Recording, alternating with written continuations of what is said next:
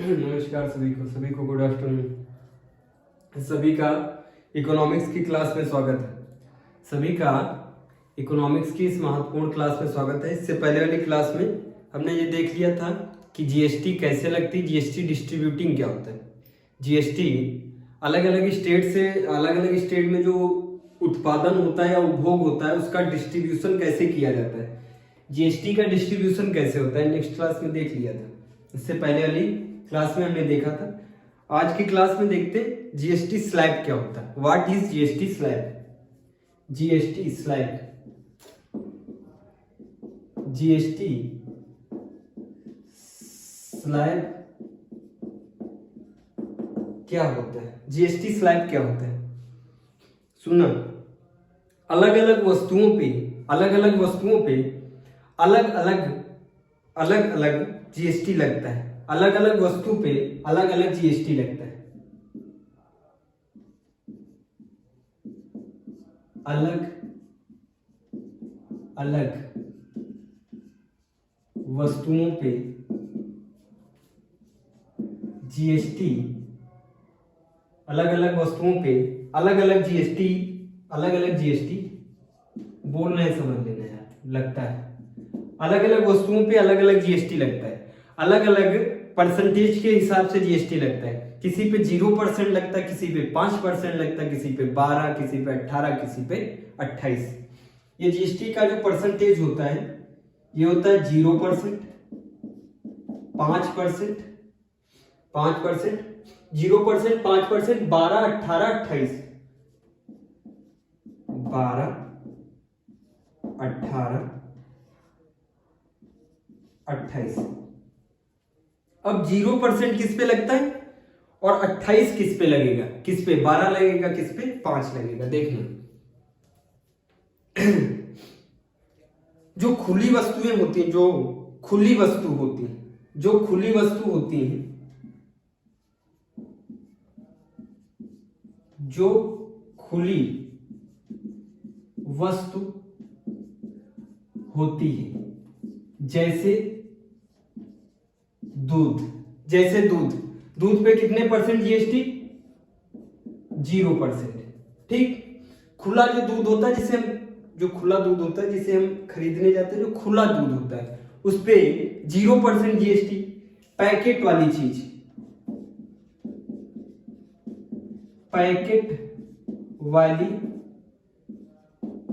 चीजों पे 5% जीएसटी लगता है। 5%। पैकेट वाला दूध,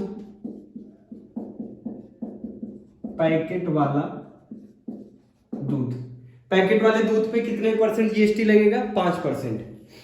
खुले दूध पे कितना लगेगा? 0%।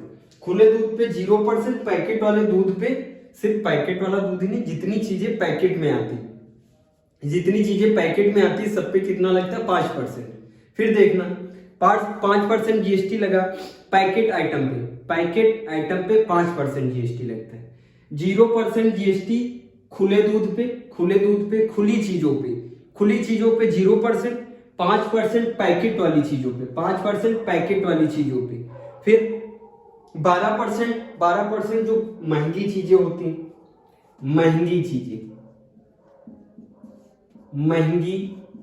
चीजें जैसे मोटरसाइकिल,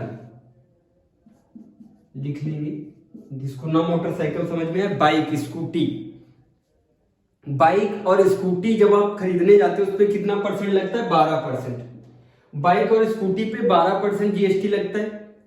बाइक और स्कूटी पे 12% जीएसटी लगता है। फिर देखना 18% जीएसटी कार पे 18% जीएसटी लगता है। अब वो कार में स्विफ्ट डिजायर हो सकती है ना, होंडा की कोई कार हो सकती। जैसे जैसे वस्तुएं महंगी होती हैं उसी हिसाब से जीएसटी भी बढ़ती चली जाती है। देखना, जो छोटी कार है, मतलब 10 लाख के नीचे, जो 10-12 लाख की, 10 से 12 लाख के अंदर वाली कार पे कितना लगेगा? 10 से 12 लाख के अंदर वाली कार पे लगेगा 18% जीएसटी। लेकिन जो बहुत रौला जमाने के लिए भाई, जो विधायक वगैरह लेके चलते ना, विधायक जो लेके चलते फॉर्च्यूनर जो लग्जरी कार है, जो लग्जरी कार है, लग्जरी कार्स पे, लग्जरी कार्स जैसे फॉर्च्यूनर और कौन सी आती है वो, क्या कहते हैं उसको, फॉर्च्यूनर होती है ना, बीएमडब्ल्यू पे 28%, फॉर्च्यूनर पे 28% जीएसटी लगता है, फॉर्च्यूनर पे 28% जीएसटी और बीएमडब्ल्यू पे 28% जीएसटी। और भी आप जानते हैं इससे और जितनी भी महंगी कार्स आती है ना, जो रौला दिखाने के लिए वो दिखाते हैं कि हम इतने बड़े आदमी, चलना उस कार से भी है, चलना दूसरी कार से भी है। स्विफ्ट डिजायर से भी तो लोग ही चलते हैं, उससे भी तो लोग चलते हैं, जानवर चलते हैं, स्विफ्ट डिजायर से भी लोग चलते हैं और फॉर्च्यूनर से भी चलते हैं, बीएमडब्ल्यू से भी चलते हैं, है ना। आप स्विफ्ट डिजायर खरीदेंगे तो उस पर कितना लगेगा? 18%। अगर आप फॉर्च्यूनर या बीएमडब्ल्यू या भी और भी कई सारी मर्सिडीज वगैरह आती, महंगी जो कार आती है, फेरारी हुई, मर्सिडीज हुई, उन पे 28% जीएसटी लगता है। ठीक, बस यही तक समझ लो, इसमें ज्यादा नहीं पूछा जाता जीएसटी स्लैब में, बस इतना समझ लो। अब डालो टैक्स सिस्टम, कर प्रणाली, टैक्स सिस्टम देखना ध्यान से, टैक्स सिस्टम।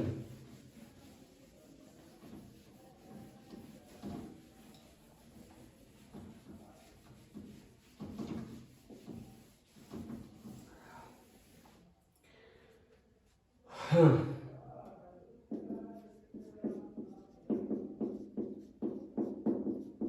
टैक्स सिस्टम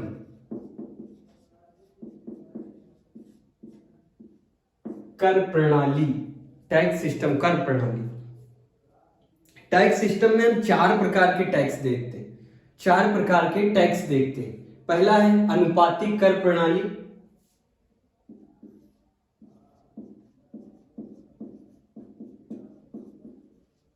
अनुपातिक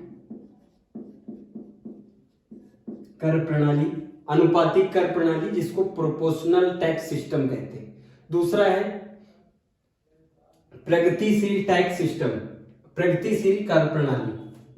दूसरा है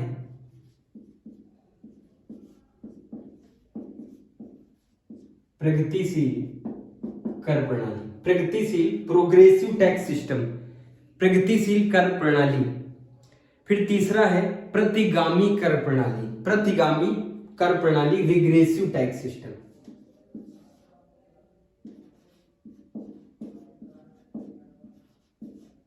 प्रतिगामी कर प्रणाली, प्रतिगामी कर प्रणाली। चौथा है अधोगामी, अधोगामी,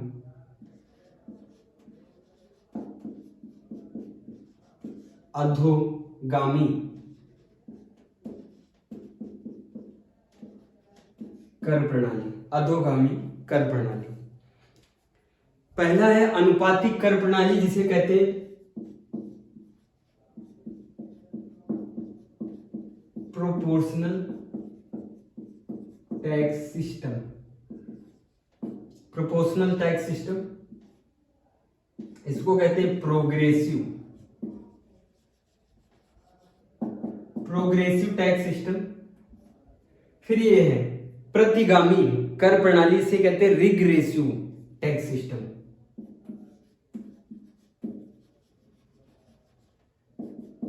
रिग्रेसिव टैक्स सिस्टम। अधोगामी कर प्रणाली को इंग्लिश में कहते हैं डिग्रेसिव टैक्स सिस्टम, इसे कहते हैं डिग्रेसिव टैक्स सिस्टम। अधोगामी कर प्रणाली को इंग्लिश में कहते हैं डिग्रेसिव टैक्स सिस्टम। ये सब लिख लो। अब एक एक करके समझते हैं। ये कर प्रणाली कैसे और क्या होती हैं, एक एक करके समझते हैं। टैक्स प्रणाली पहला कौन सा है? Proportional tax system. पहला है अनुपातिक कर प्रणाली। पहले डालो अनुपातिक कर प्रणाली।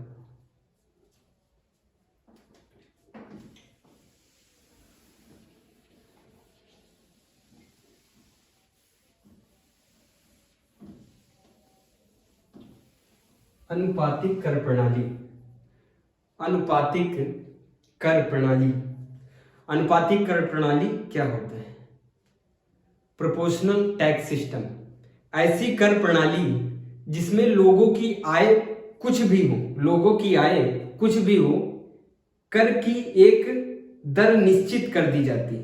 कर की एक दर निश्चित कर दी जाती है। कमाओ चाहे जितना, कर सबको उतना ही देना होगा। ऐसी कर प्रणाली जिसमें करों की दर निश्चित कर दी जाती है।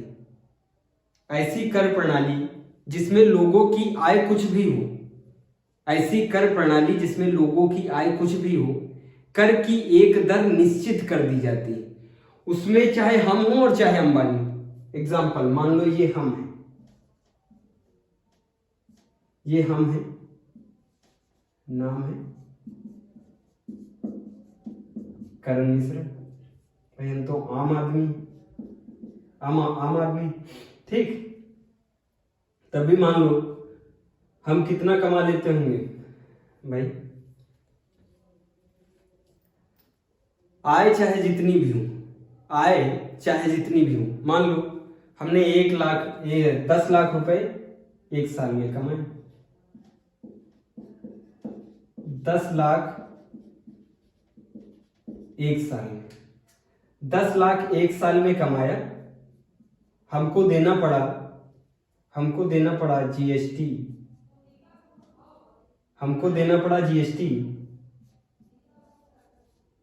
5,000 रुपए। ये हम है मतलब ए, और बी पे कौन है? अंबानी, अंबानी जी बी पे है।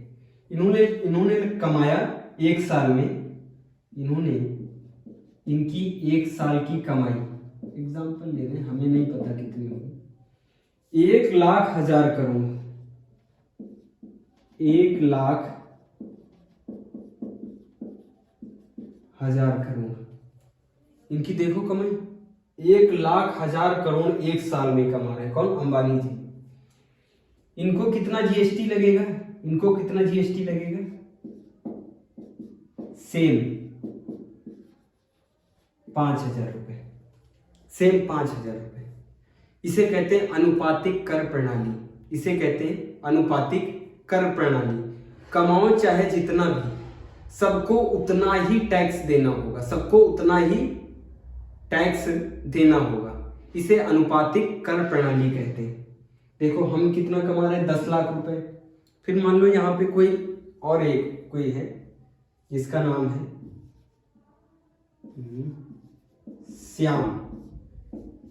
श्याम की कमाई है 5 लाख की। इसका भी जीएसटी कितना जा रहा है? 5,000 रुपए। इसका भी जीएसटी 5,000 रुपए जा रहा है। देखो कमाई चाहे जितनी भी करो, कमाई चाहे जितनी भी हो, आय चाहे जितनी भी हो, कर की एक दर निश्चित कर दी जाती है।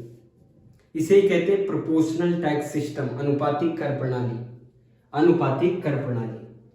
देखिए अनुपातिक कर प्रणाली।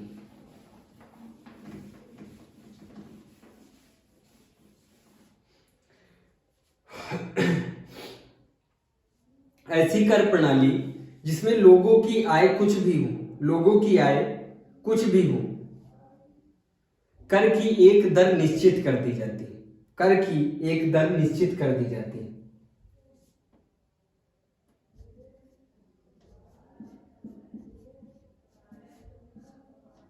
ऐसी कर प्रणाली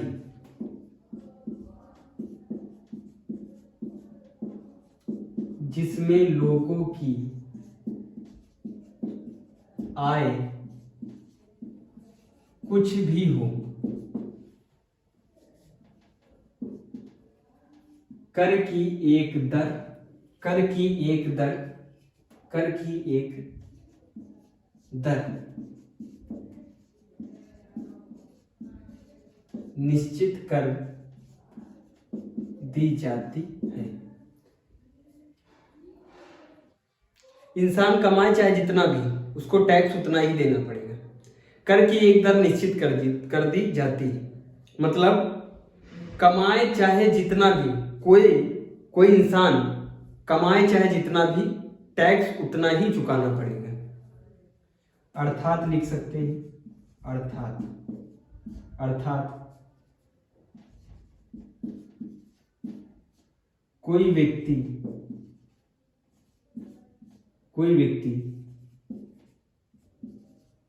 कमाई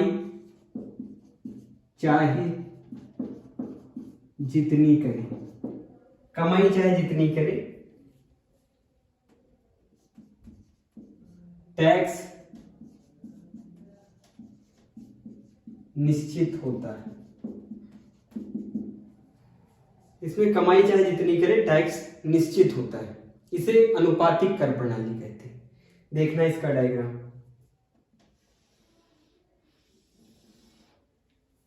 ठीक, देख, कोई 5 लाख रुपए कमाता है, कोई 10 लाख रुपए को कमाता है, कोई 1 करोड़ रुपए कमाता है। देखना, एक कमा रहा है 5 लाख, एक कमा रहा है 10 लाख,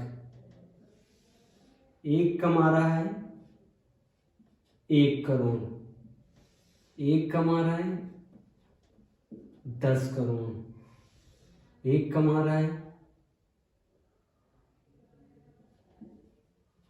100 करोड़, एक कमा रहा है 1000 करोड़, 1000 करोड़। लेकिन कर की एक दर निश्चित कर दी जाएगी कि तुमको कितना टैक्स देना है, 20%।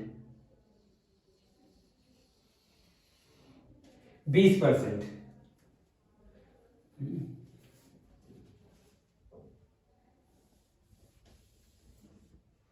कर कितना देना है, 20%। सबसे बोल दिया जाएगा कर कितना देना है, 20%। 20%।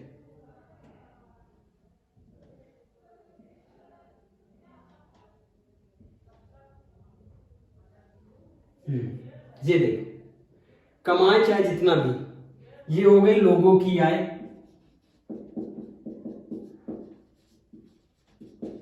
लोगों की आय, और ये हो गई कर की दर। ये क्या है, कर की दर। समझ में आया सभी को? कर की दर, इसे कहते हैं proportional tax system, proportional tax system, अनुपातिक कर प्रणाली। अब ये बताओ, ये कर प्रणाली कैसी लग रही, अच्छी है खराब है? अगर न्याय सिद्धांत से पूछे तो यह कर प्रणाली अच्छी है या खराब है, तो कहेंगे खराब है।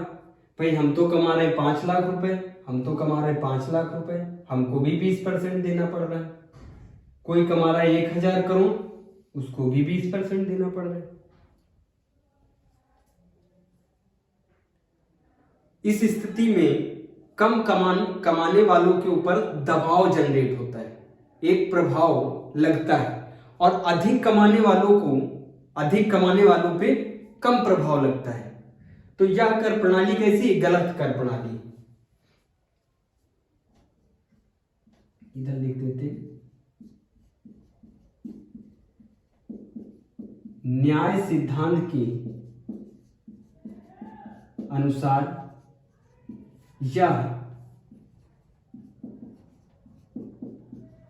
कर प्रणाली गलत है, क्योंकि क्योंकि यह प्रणाली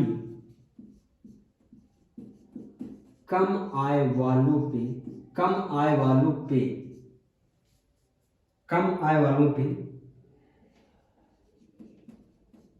ज्यादा दबाव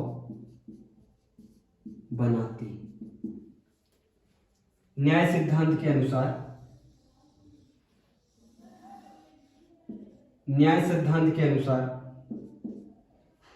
देख लो, न्याय सिद्धांत के अनुसार यह कर प्रणाली गलत है, क्योंकि ये कम कमाने वालों पे ज्यादा प्रभाव बनाती है, उन्हें ज्यादा परेशान करेगी। तो ये कर प्रणाली कैसी है? न्याय सिद्धांत के अनुसार गलत है। दूसरी कर प्रणाली है प्रगतिशील कर प्रणाली, प्रोग्रेसिव टैक्स सिस्टम। दूसरी है प्रोग्रेसिव टैक्स सिस्टम। ये तो हो गई अनुपातिक कर प्रणाली।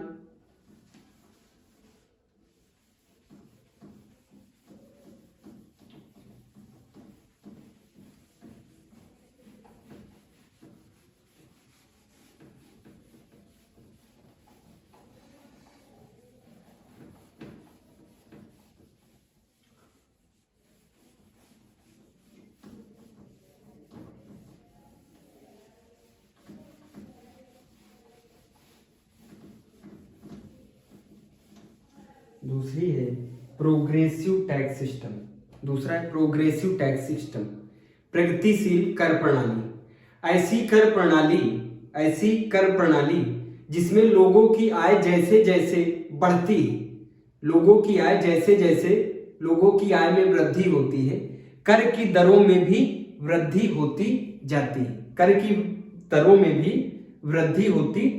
है।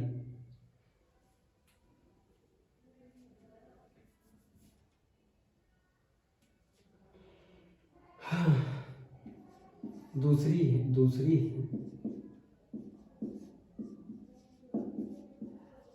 प्रगतिशील कर प्रणाली, प्रोग्रेसिव टैक्स सिस्टम। इस कर प्रणाली में ऐसी कर प्रणाली में जिसमें लोगों की जैसे जैसे आय बढ़ती है, लोगों की आय में जैसे जैसे वृद्धि होती है, वैसे ही कर की दरों में भी वृद्धि होती है।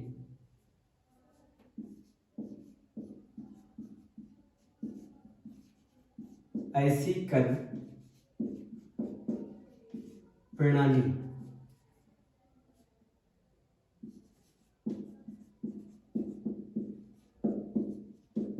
इसमें लोगों की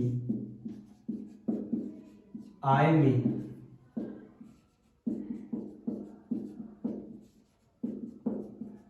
जैसे जैसे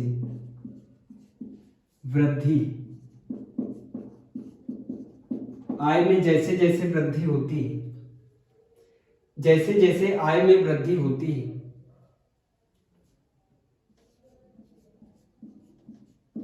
वैसे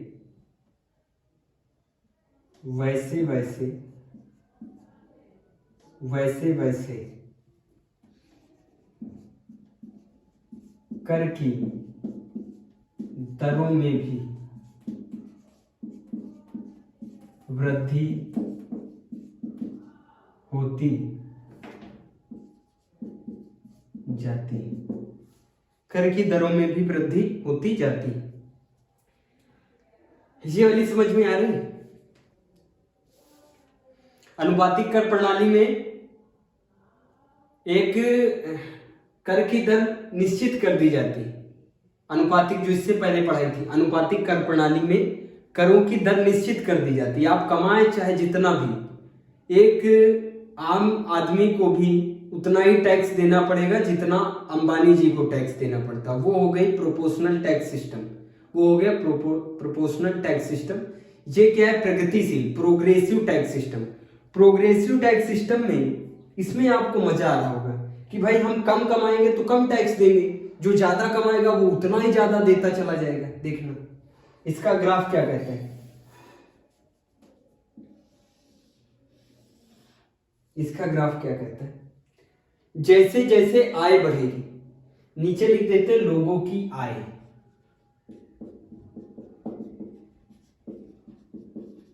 पीपल इनकम, और ये हो गई कर की दर,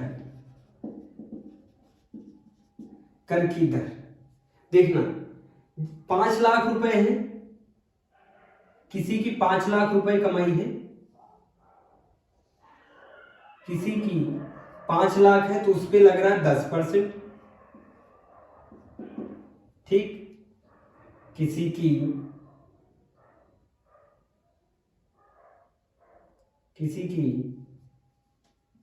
25 लाख है, किसी की 25 लाख है, 25 लाख रुपए, हाँ भाई तो उस पे लग रहा है 20%, 20%। किसी की 50 लाख है, 50 लाख, 50 लाख है, 50 लाख पे लग रहा है 40%। किसी की 1 करोड़ है,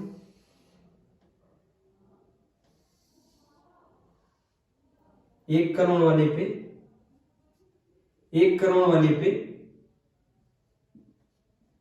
70%।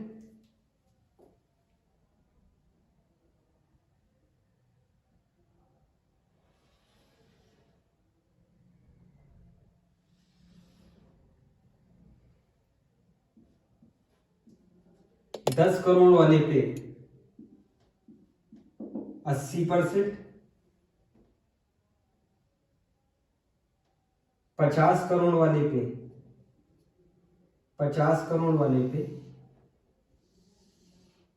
90%। भाई तो 90% जिस पे टैक्स लग जाएगा वो कमाएगा क्या, वो उसके पास बचेगा क्या, ये देखना है। इस प्रकार है,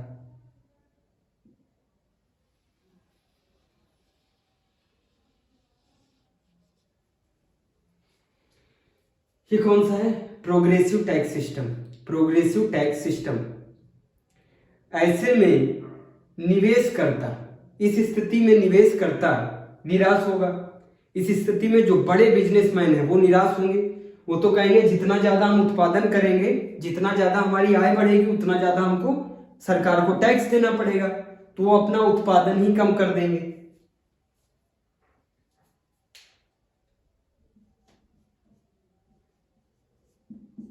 ऐसी स्थिति में निवेशकर्ता एवं ज्यादा आय करने वालों पे दबाव पड़ेगा, वह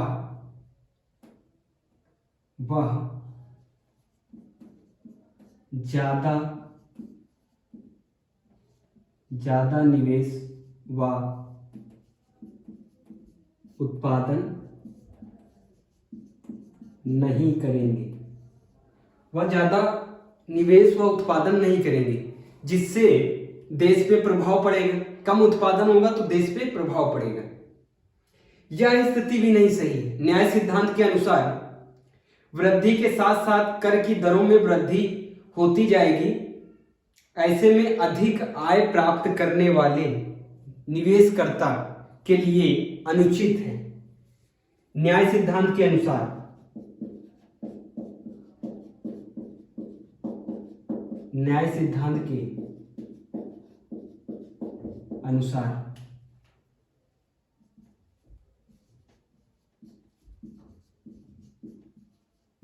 यह प्रणाली भी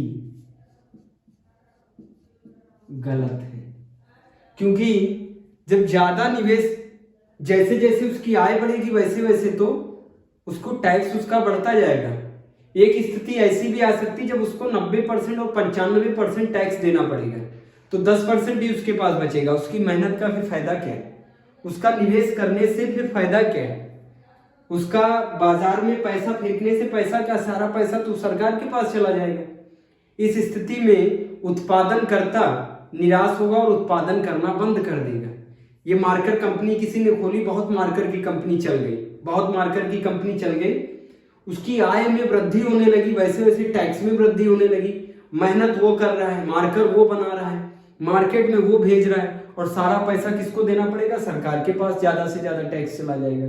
तो मार्कर ही बनाना छोड़ देगा, या फिर इतने ही मार्कर बनाएगा, इतने मार्कर बनाएगा जहां पे उसका भी फायदा हो और टैक्स भी दे और उसका भी कुछ बचे, उत्पादन में कमी लाएगा। यह स्थिति भी देश के लिए सही नहीं है और टैक्स सिस्टम में यह प्रणाली भी गलत है। प्रोग्रेसिव टैक्स सिस्टम भी प्रणाली गलत है, नोट डाउन करें। इसके बाद है प्रतिगामी कर प्रणाली। प्रतिगामी कर प्रणाली, प्रतिगामी कर प्रणाली।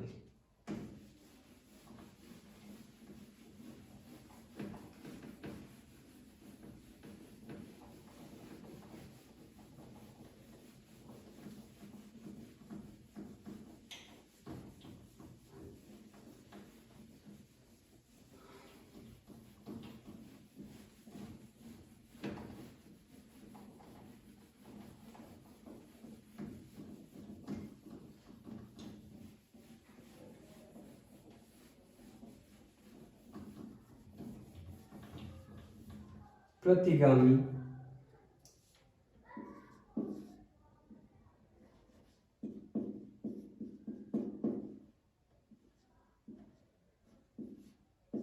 प्रतिगामी कर प्रणाली, रिग्रेसिव रिग्रेसिव टैक्स सिस्टम।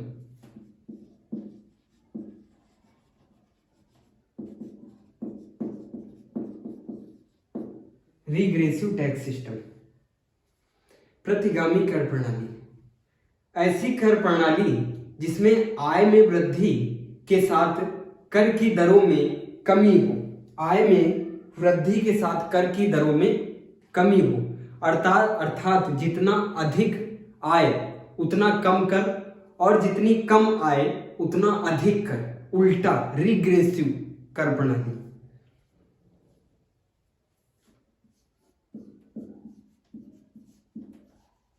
ऐसी कर प्रणाली जिसमें आय में वृद्धि होने पर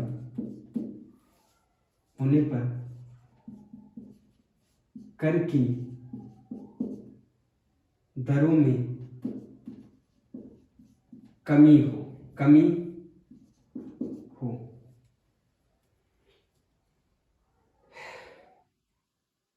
आय की वृद्धि होने पर कर की दरों में कमी, आय की वृद्धि होने पर कर की दरों में कमी, आय के कम होने पर कर की दरों में वृद्धि, आय के कम होने पर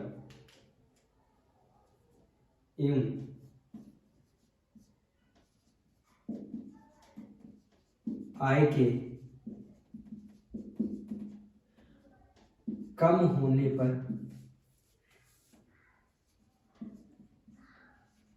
कर की दरों में वृद्धि।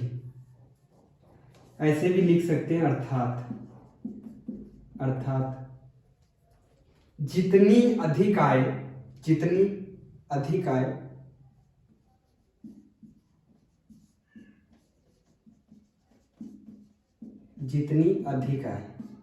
मतलब जितना आप ज्यादा कमाएंगे उतनी कम टैक्स लगेगा, उतना कम टैक्स लगेगा। जितनी अधिक आय उतना कम कर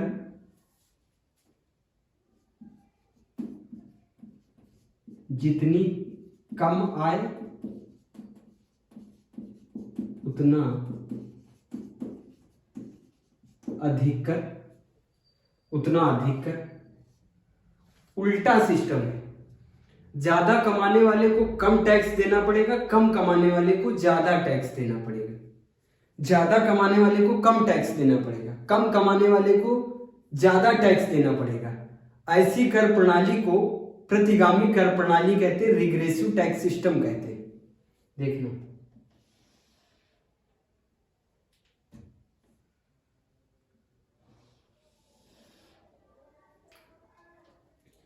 किसी ने 1 करोड़ रुपए कमाए, किसी ने 1 करोड़ रुपए कमाए, तो उसको 10%, किसी ने 1 करोड़ रुपए कमाए तो उसको 10%, किसी ने 50 लाख रुपए कमाए, किसी ने 50 लाख कमाए,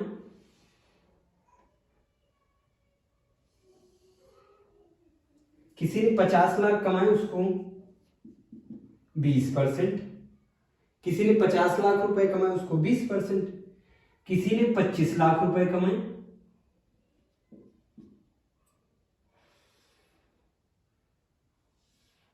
₹25 लाख कमाए उस पे 30%, और किसी ने 5 लाख रुपए कमाए, 25 लाख, 5 ही लाख रुपए कमाए, उस पे 40%, 40%। ये कर्व कैसे बनेगा?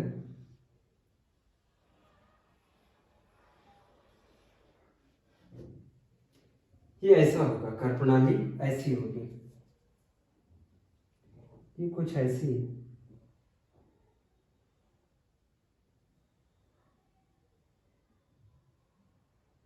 कर प्रणाली होगी, ये स्थिति होगी इसमें। जितना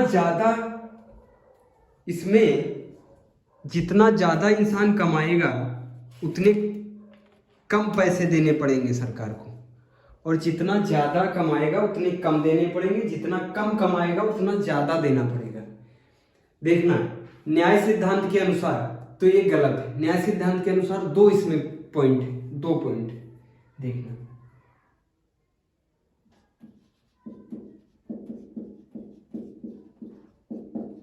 न्याय सिद्धांत के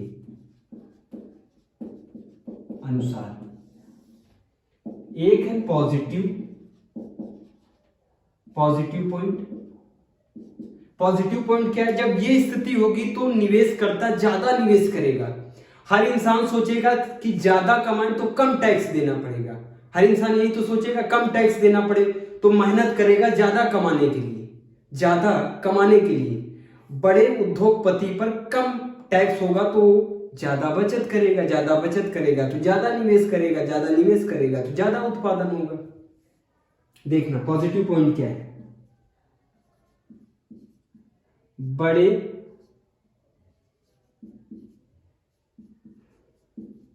उद्योगपति की बचत होगी, बड़े उद्योगपति की बचत होगी। जब बचत होगी ज्यादा, देखना बड़े उद्योगपति की जब ज्यादा बचत होगी तो ज्यादा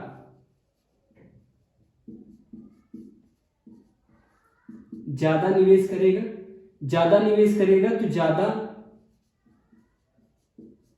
उत्पादन भी ज्यादा होगा। निगेटिव पॉइंट देखना, न्याय सिद्धांत के अनुसार यह प्रणाली अनुचित है। निगेटिव पॉइंट,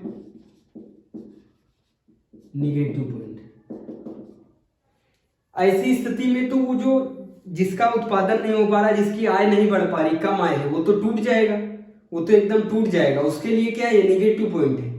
ऐसी स्थिति क्या है? निगेटिव दर्शाती है। ऐसी स्थिति उसके लिए न्याय सिद्धांत नहीं दर्शाती, उसके लिए अन्याय का सिद्धांत हो जाएगा। यह स्थिति उसके लिए सही नहीं होगी। जो कम कमाता है, जो कम कमाता है उसको ज्यादा टैक्स देना पड़ेगा, ज्यादा टैक्स देना पड़ेगा तो वह बर्डन में आ जाएगा, ऐसे बिजनेस चले या ना चले टैक्स उसको देना पड़ेगा ज्यादा, क्योंकि वो कम कमाता है। तो जो नई स्टार्टअप करते हैं, जो नई कंपनी खोलते हैं, वो अपनी कंपनी को बढ़ाने से पहले ही कंपनी उनकी क्या हो जाएगी, ध्वस्त हो जाएगी। अब देखना लास्ट है अधोगामी कर प्रणाली, डिग्रेसिव टैक्स सिस्टम। अधोगामी कर प्रणाली, अधोगामी कर प्रणाली।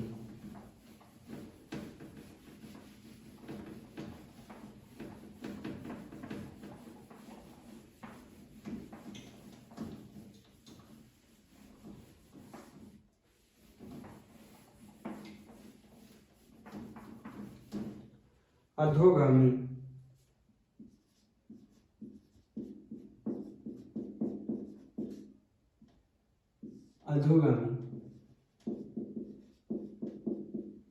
कर प्रणाली।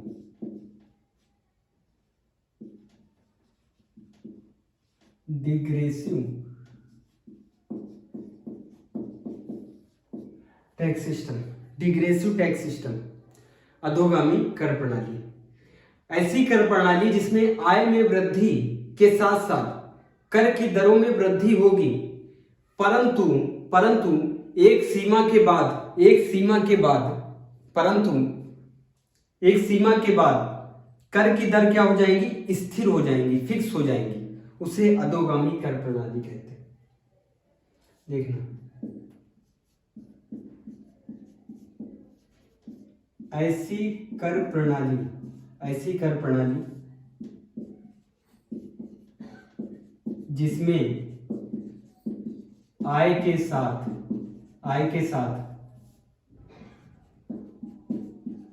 करों की दरों में वृद्धि होगी, लेकिन एक समय के बाद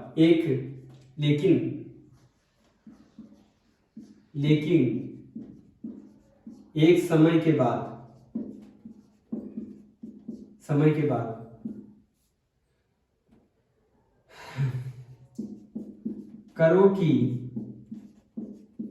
दरें निश्चित, या फिर कह सकते हैं इंग्लिश में फिक्स्ड, निश्चित हो जाएंगे। ये कर प्रणाली भारत भी अपनाता है। अधोगामी कर प्रणाली भारत अपनाता है। भारत में जो टैक्स सिस्टम चलता है वो डिग्रेसिव टैक्स सिस्टम अपनाया जाता है। आय के साथ वृद्धि होती है, उसके साथ कर में वृद्धि भी होगी, लेकिन एक समय के बाद करों में वृद्धि नहीं होगी, कर में वृद्धि नहीं की जाती। इसे ही कहते हैं अधोगामी कर प्रणाली। देखना,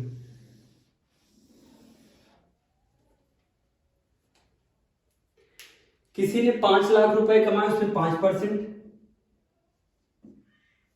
5 लाख पे 5%, जो 5 लाख कमा रहा 5%, 10 लाख वाले पे 10%, 20 लाख पे 15%, 50 लाख कमाने वाले पे 30%। ध्यान से देखना, 30%, बस 30% पे फिक्स कर दिया जाएगा, 30% पे फिक्स कर दिया। अब 50 लाख के बाद कोई कमा रहा है 1 करोड़, कोई कमा रहा है 10 करोड़, कोई 100 करोड़, कोई कमा रहा है 1000 करोड़, लेकिन देना कितना पड़ेगा, 30%।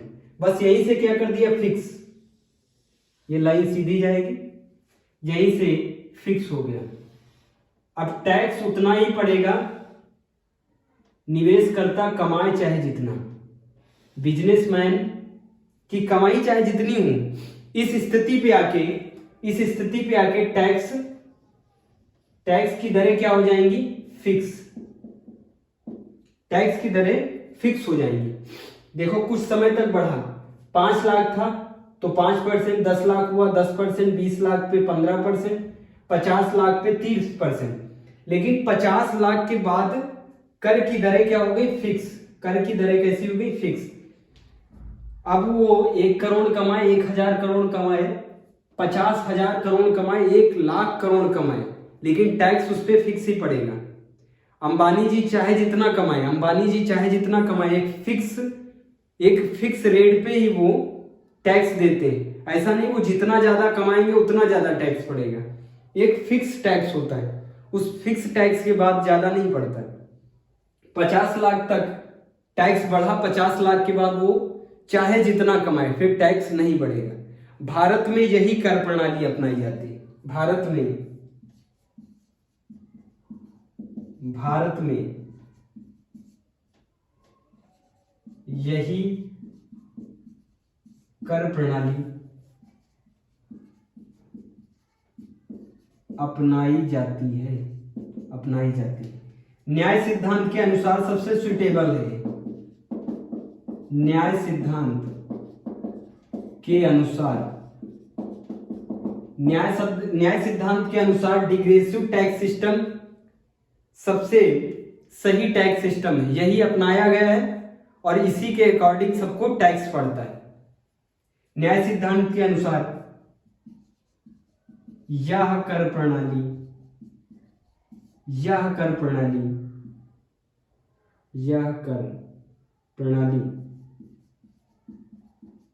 सबसे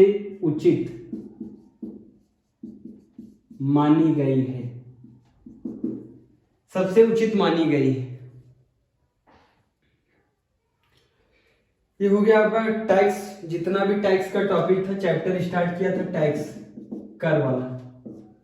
कर में आज लास्ट ये टॉपिक था, कंप्लीट हो गया। टैक्स टॉपिक कंप्लीट हो गया, फिनिश हो गया।